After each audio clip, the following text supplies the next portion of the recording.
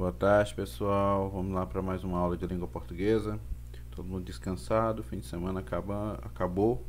Então vamos para a nossa semana de aulas. Primeira aula de língua portuguesa. Nós vamos estudar o gênero resenha. Vamos estudar esse gênero ao longo das próximas aulas, tá certo? Então hoje vamos conhecer um pouco sobre o próprio gênero. Primeiro, o projeto de fluência, vocês vão fazer a leitura do texto Carta para Vi, tá certo, pessoal? Então, todo mundo lendo. Caso vocês não consigam ler aqui pelo vídeo, a partir de agora, eu vou começar a mandar também o arquivo do texto para vocês, tá certo? Eu estou recebendo poucas leituras e isso vai contar também para a nota de vocês, tá bom? Então, partindo aqui para a resenha. Bem, é um gênero textual que consiste, perguntando o que é resenha, é um gênero que consiste na descrição de um texto ou de um filme, no qual quem escreve pode expressar a sua opinião. O que é que acontece? Obras, como filmes e livros, são analisadas, são lidas e analisadas por uma pessoa que é especialista no assunto. E a partir daquela leitura ou do filme que ela assiste, ela vai escrever um texto dando a sua opinião, fazendo análises técnicas, fazendo um resumo breve da história, mas principalmente dando a sua opinião, seu ponto de vista sobre a obra resenhada. São lidas por quem? A quem vai interessar esse tipo de texto? Por quem se interessa pela obra que está sendo analisada, seja pelo livro ou pelo filme. Portanto, a quem vai interessar esse tipo de texto? As pessoas que se interessam pelo livro ou pelo filme que está sendo analisado, tá certo? A pessoa lê a crítica e dali pode tirar uma opinião, A partir da análise da pessoa, ela pode decidir se quer ou não ler o livro ou se quer ou não assistir ao filme que foi analisado. Uma confusão que acontece bastante, a confusão entre resenha e resumo. Afinal, qual é a diferença? A resenha é diferente de um resumo? Sim, são diferentes sim. Vamos analisar algumas características. A resenha, ela é descritiva. Ou seja, quem faz a resenha, ela descreve o texto com as suas palavras. Ele lê o texto ou analisa a obra, melhor dizendo, e descreve aquela obra com as suas palavras. Lógico, se a pessoa vai escrever a partir de suas impressões, é lógico que o seu ponto de vista vai estar presente. Portanto, a resenha, principalmente as resenhas críticas, elas são opinativas. A opinião de quem escreve vai estar marcada no texto. E são textos que costumam ser textos curtos. Já o resumo é uma apresentação fiel do texto. A opinião do autor ela não vai estar presente, porque o resumo ele apenas reduz, ele apenas sintetiza a história. Então, vai ser só um resumo daquilo que aconteceu, uma descrição mais curta daquilo que compõe a obra, tá certo? E é um texto que não vai apresentar a opinião do seu autor. A maior coincidência está aqui, no fato de ser também um texto curto, um texto breve. E como é a estrutura desse tipo de texto? Não sei se vocês costumam ler, eu leio muitas resenhas, principalmente de filmes. Eu gosto muito de fazer o seguinte, eu assisto o filme, depois eu vou depois eu vou ler análises sobre a obra, Eu gosto muito de fazer isso. Então vamos entender um pouquinho como é a estrutura da resenha. Primeiro, a bibliografia da obra resenhada, É o título da obra, o seu autor, quando foi publicado, então todas essas informações da obra que foi analisada. Identificação do resenhista, do autor do texto, Às vezes só o nome da pessoa que escreve ou um detalhamento mais aprofundado. Normalmente o texto da resenha ele é contínuo. O que é que isso significa? Ele não tem subdivisões.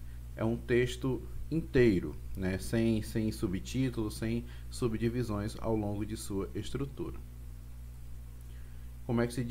Mas como é essa estrutura? Como funciona? A gente pode dividir em 3 partes, A introdução, a parte inicial. O que é que nós vamos ter nessa parte inicial? Informações sobre o autor da obra que está sendo analisada, informação sobre o tema, o assunto que o texto aborda e como é feita essa abordagem, tá certo?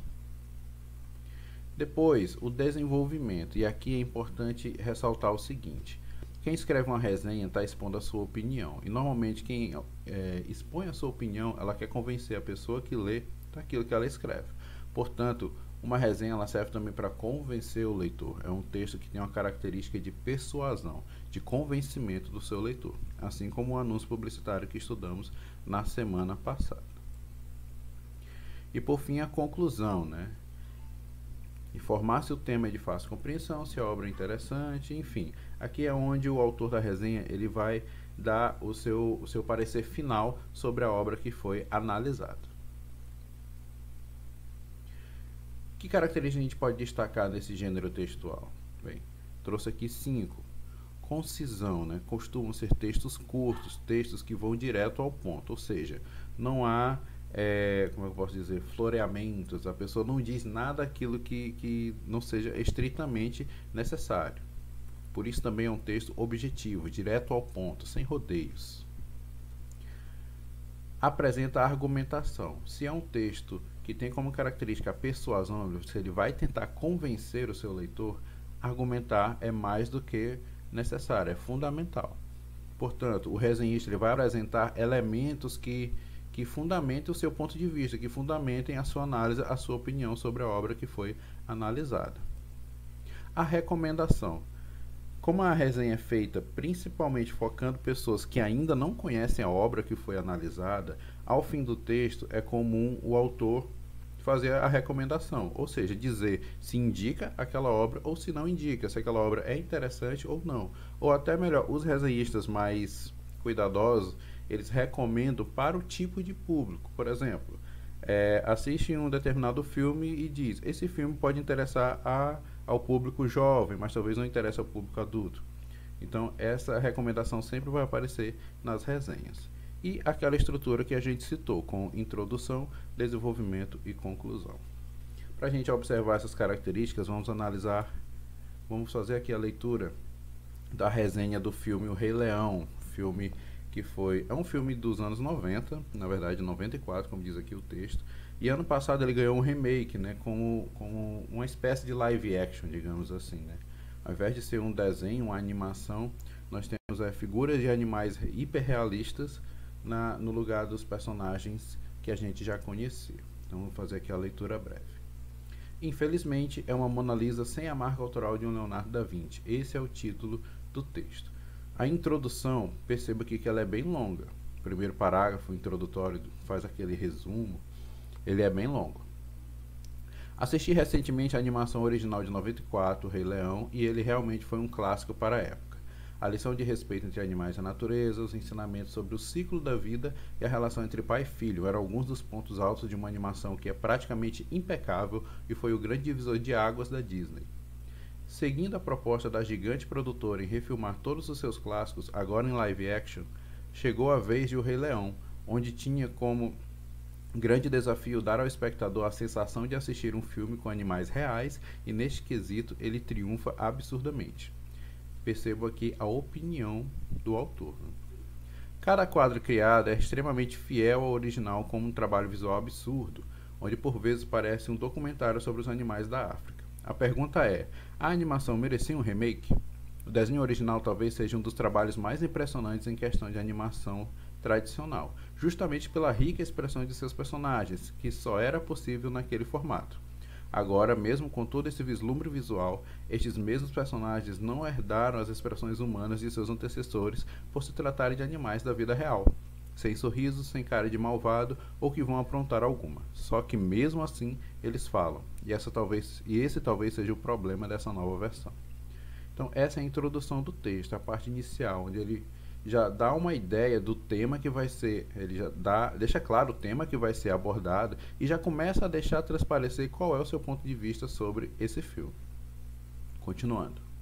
O filme é dirigido por Jon Favreau, o mesmo diretor do primeiro Homem de Ferro, e ele praticamente recria quadro por quadro a animação de 94, desde sua impactante abertura com aquele sol no horizonte e a reunião de todos os animais até os diálogos idênticos do original. Tudo eleva a nostalgia ao máximo. O roteiro não consegue captar a essência e coração do longa tradicional, transformando seu vilão que antes era icônico e sarcástico, em um triste e ressentido leão, ao passo que uma das cenas que era para ser a mais emocionante do longa, a morte de Mufasa, não chega nem de longe a convencer. Porém, o texto consegue dar mais espaço para Nala e gostaria muito que Mufasa, que é de longe meu personagem favorito, tivesse mais tempo de tela nesse novo longa.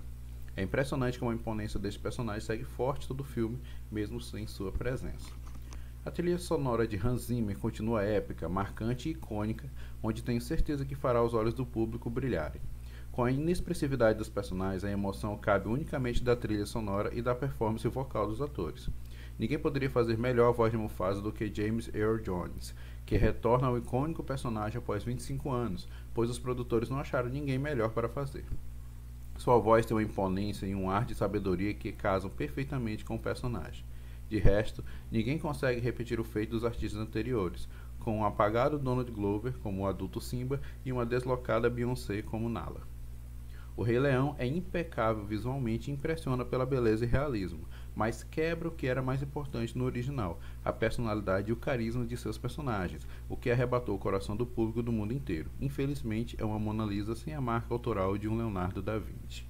Aqui a gente percebe que a análise do crítico ela tendeu mais para o negativo, né? Ele não gostou muito, principalmente o fato de, por serem animais reais, né, ou a representação de animais como se fossem animais da vida real, não ter a expressão que as personagens do desenho, da animação tinham. Então, acabou sendo negativa a análise que o autor da resenha fez, principalmente na comparação com a obra original. Ele até questiona no início, né? Será que havia necessidade de refilmar esse filme que, para muitos, é um clássico da animação? Pois bem, lida e analisada aqui esta resenha, agora nós vamos ler uma outra resenha que está lá no livro didático de vocês. Essa vai ser a nossa atividade. O nome do texto é Diante dos Olhos de Marcelo, está nas páginas 12 e 13 do livro didático, tá certo? Eu vou mandar para vocês lá no aplicativo do Mob Família e vocês me respondam por lá também. Quem não conseguir por algum motivo me responder pelo Mob, aí você pode mandar pelo WhatsApp, só não pode deixar de fazer, tá certo? As questões que vocês devem responder são as questões 1 na página 14 e a questão 4 na página 15. Lembrando sempre que não há a necessidade de copiar as perguntas, só precisa me enviar as respostas, tá bom?